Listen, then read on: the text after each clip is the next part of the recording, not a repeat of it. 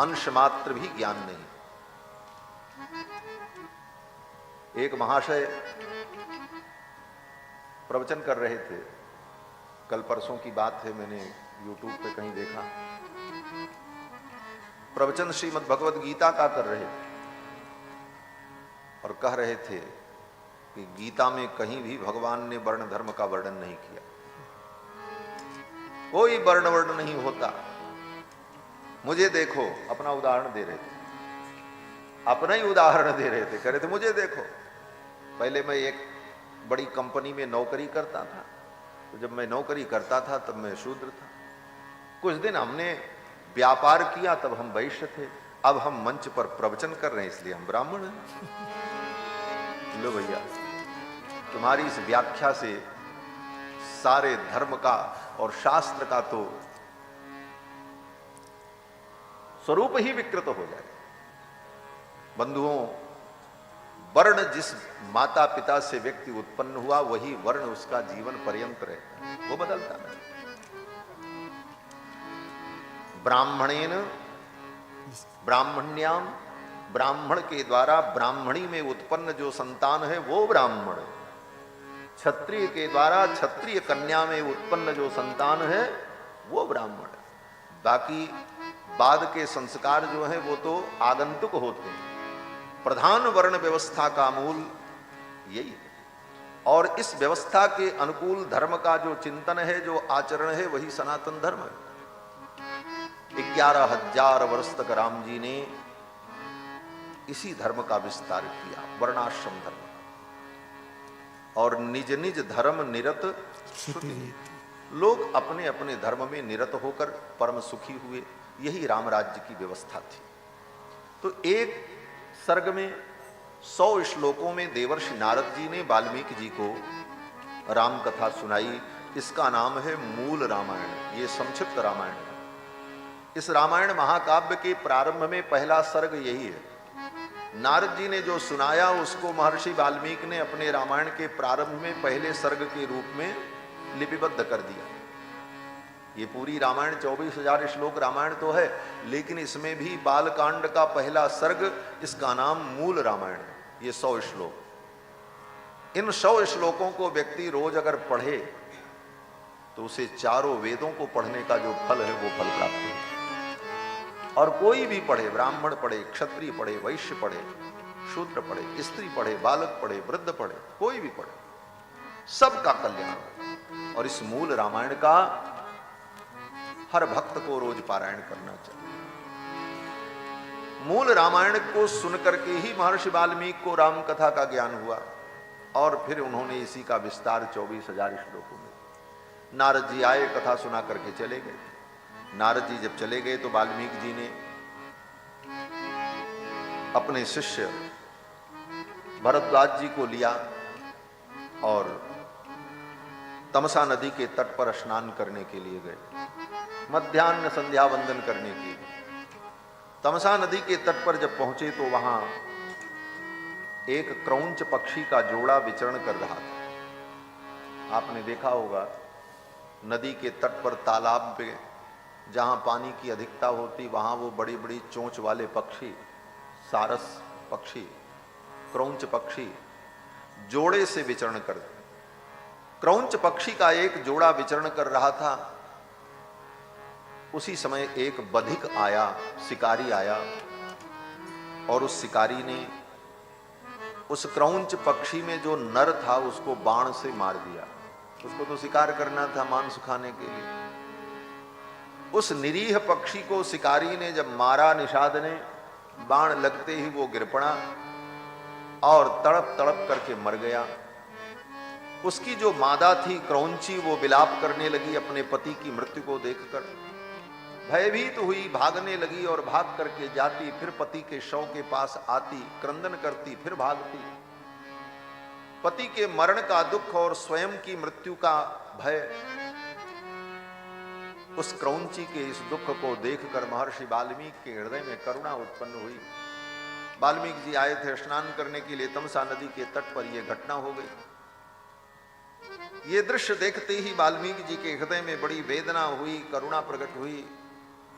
वो शिकारी तो हंस रहा था दूर खड़े होकर, उसको तो लग रहा था मुझे तो बहुत बड़ी उपलब्धि मिल गई, मेरा शिकार मुझे मिल गया। उसकी प्रसन्नता को, उसकी मुस्कुराहट को देखकर वाल्मीकि जी को क्रोध आया और वाल्मीकि जी ने उस निषाद को शाप दे दिया। मां निषाद प्रतिष्ठाम त्वम अगम शाश्वती समाह। हे निषाद, तुम बहुत दिन तक जीवित नहीं रहोगे, तुम्हें प्रतिष्ठा नहीं मिलेगी। प्राणन रूपाम प्रतिष्ठाम, ये तुम्हारी जो सांस चल रही है, तुम जिंदा हो, बहुत दिन जिंदा नहीं रहोगे, मर जाओगे। अब तुम्हारी आयु घट जाएगी, तुमने पाप किया है, अल्पायु हो जाओगे। क्यों? बोले यत् क्रौंच मिथुनादेकम अवधि काम मोहितम। इस क्रौंच पक्षी के जोड़े में एक को, नर को तुमने मारा, इस पाप के कारण तुम्हारी आयु क्षीण हो जाएगी, बहुत दिन तुम्हें प्रतिष्ठा प्राप्त नहीं होगी। ये शाप दिया उस निषाद को महर्षि वाल्मीकि ने, श्लोकबद्ध श्लोक में शाप दिया। यही श्लोक उनके मुख से प्रकट हुआ। मां निषाद प्रतिष्ठाम त्वम अगमः शाश्वती समाः यत् क्रौंच मिथुनादेकम अवधि काम मोहितम। ये श्लोक महर्षि वाल्मीकि के मुख से प्रकट हुआ उस निषाद को शाप देने के लिए। यही विश्व की प्रथम कविता है। जो श्लोक हमने भी कहा, ये विश्व की प्रथम कविता है। इसके पहले दुनिया में कोई कवि ने किसी कविता की रचना नहीं की, और ये कविता शाप देने के रूप में प्रकट हुई वाल्मीकि के मुख से। वाल्मीकि जी ने शाप दे दिया और फिर भरद्वाज जी के साथ स्नान करके अपनी कुटिया के लिए चल पड़े। भरद्वाज जी वाल्मीकि जी के शिष्य हैं, महर्षि भरद्वाज।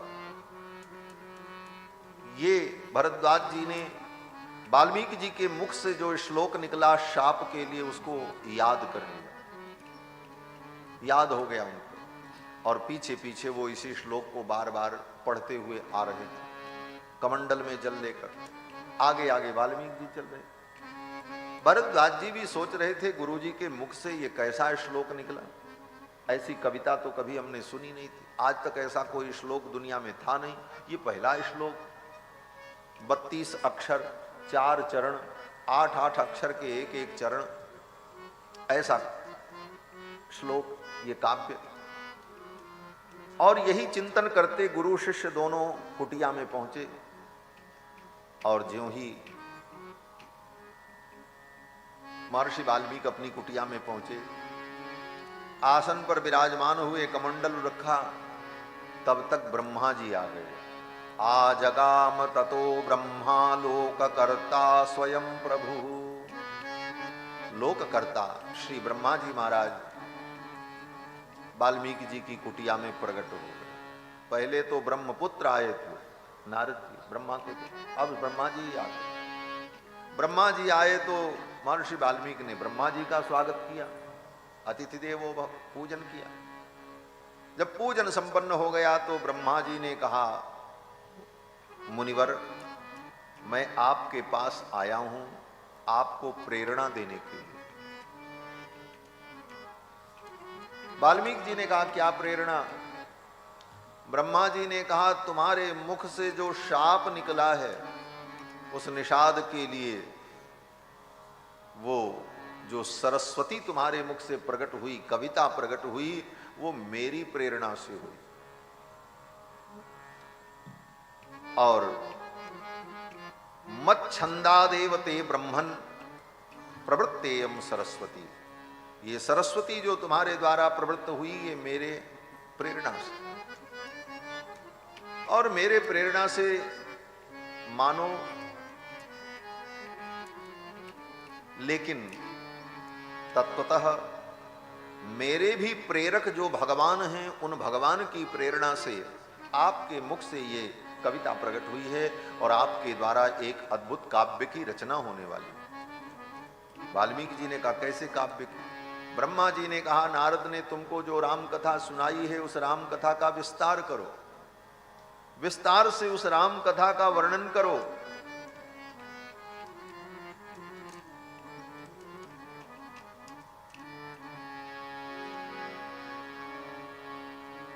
वाल्मीकि जी ने कहा, नारद जी ने तो हमको संक्षेप में सुनाया है 100 श्लोकों में, मैं कितना उसका विस्तार कर पाऊंगा।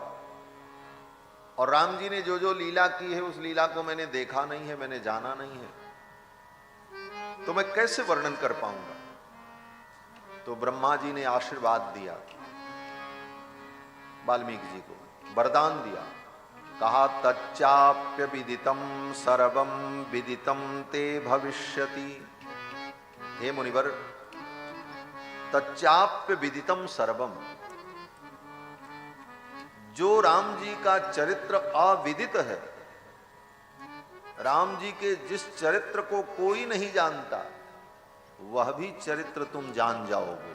जाओ, मैं आशीर्वाद दे रहा हूं। यह आशीर्वाद ब्रह्मा जी ने दे दिया वाल्मीकि जी। बोले राम जी के चरित्र को कोई नहीं जानता, वो भी चरित्र? बोले हाँ, राम जी के चरित्र को, राम जी के साथ रहने वाले श्री लक्ष्मण जी भी जो चरित्र नहीं जान पाए, उस चरित्र को वाल्मीकि जी जान गए। जब आप रामायण श्रवण करेंगे, पढ़ेंगे तो अनुभव होगा, कई ऐसे चरित्र हैं जो लक्ष्मण जी राम जी के साथ में हैं, लेकिन लक्ष्मण जी को नहीं पता चला। एक दो चरित्र नहीं, कई चरित्र है, लेकिन वह चरित्र भी वाल्मीकि जी की बुद्धि में प्रकट हो गया। क्यों? बोले ब्रह्मा जी का वरदान था, तच्चाप्य विदितम सर्वम विदितम ते भविष्यति। जो अविदित है वह भी तुमको विदित हो जाएगा, ये मेरा वरदान है। और जब गुरु की कृपा हो तो राम जी का जो चरित्र है ना, वो दिखाई पड़ने लगता है। किसी को विदित नहीं, लेकिन गुरु की कृपा हो तो वह चरित्र बुद्धि में प्रकाशित हो जाता, दिखाई पड़ने लगता। तुलसी कृत रामायण जो हम आप घर घर में पढ़ते हैं, तुलसी कृत रामायण, ये तुलसीदास जी भी कौन है? बोले महर्षि वाल्मीकि ही इस कलयुग में तुलसीदास जी के रूप में प्रकट हुए, और उन्होंने रामायण को, रामायण काव्य जो है उसी का हिंदी में, अवधी भाषा में, चौपाई और दोहे और छंद में उन्होंने राम कथा का वर्णन किया। और गोस्वामी तुलसीदास जी रामायण के प्रारंभ में ही इस बात का स्मरण करते हैं कि अगर गुरु की कृपा हो तो राम जी का संपूर्ण चरित्र दिखाई पड़ने लगता है। सूझहि राम चरित मनि मानिक, सूझहि राम चरित मनि मानिक, गुप्त प्रकट जहाँ जो जेहि खानिक, गुप्त प्रकट जहाँ जो जेहि खानिक, सूझहि राम चरित मनि मानिक, सूझहि राम चरित मनि मानिक। राम जी का चरित्र सूझने लगता है, सूझने माने दिखने लगता है। सूझहि राम चरित मनि मानिक, गुप्त प्रगट जह जो जेहि खानिक। राम जी के चरित्र का जो खान है, खान बोले तो खजाना, और खान से क्या निकलती? बोले मणियां निकलती, रत्न निकलते। तो राम चरित्र की जो खान है, उस खान में जो मणियां छिपी हैं, हीरे पन्ने पोखराज जैसी मणियां, ये राम कथा की जो मणि है वो मणि दिखाई पड़ने लगी। सूझहि राम चरित मनि मानिक, गुप्त प्रगट जह जो जय खानिक। तो ब्रह्मा जी का आशीर्वाद जब मिल गया वाल्मीकि जी को, तो वाल्मीकि जी को संपूर्ण राम चरित्र का दर्शन हो गया। ब्रह्मा जी ने कहा लिख डालो रामायण। वाल्मीकि जी ने कहा लिख तो दें, पढ़ेगा कौन? ब्रह्मा जी ने कहा जब तक इस धरती पर सूर्य और चंद्रमा रहेंगे, जब तक गंगा जमुना सरस्वती प्रवाहित होगी, जब तक धरती पर समुद्र महोदधि रहेगा, तब तक तुम्हारे द्वारा लिखी गई इस राम कथा को लोग गाते रहेंगे और सुनते रहेंगे। ये वरदान दिया ब्रह्मा जी वाल्मीकि। तब तक इस राम कथा को लोग गाएंगे, सुनेंगे और इस कथा से लोक का कल्याण होगा। ब्रह्मा जी ने कहा हमको क्या मिलेगा, हमारा भी तो कोई फायदा हो। ब्रह्मा जी ने कहा मुनिवर, तुम्हारे द्वारा लिखी गई इस रामायण को जब तक लोग गाएंगे, इस कथा को गाने वाला एक व्यक्ति भी अगर रहेगा, तो तब तक तुम मेरे ब्रह्मलोक में सुखपूर्वक निवास करोगे, तुम्हें ब्रह्मलोक की प्राप्ति होगी। ये सब वरदान दे करके ब्रह्मा जी चले गए। और ब्रह्मा जी जब चले गए तब महर्षि वाल्मीकि ने नारद जी के द्वारा सुनाई गई उस कथा का स्मरण किया, ब्रह्मा जी के वरदान के प्रभाव का अनुभव किया और पवित्र आसन पर विराजमान होकर के आचमन प्राणायाम किया। और आचमन प्राणायाम करने के बाद राम जी का जब ध्यान किया तो संपूर्ण रामचरित्र, संपूर्ण राम जी की कथा जन्म के पहले से लेकर के निज धाम गमन पर्यंत राम जी की जितनी लीला थी वो सब लीला महर्षि वाल्मीकि के बुद्धि में प्रकाशित हो गई। सारा चरित्र प्रकाशित हो गया, आ गया। वाल्मीकि जी लिखते हैं कि बस केवल मूल मूल कथा जन्म कर्म क्या किया क्या नहीं किया, बस यही? बोले नहीं, हर चीज राम जी कैसे हंसते हैं, राम जी कैसे चलते हैं, राम जी कैसे बोलते हैं, वो सब महर्षि वाल्मीकि के हृदय में प्रकाशित हो गया।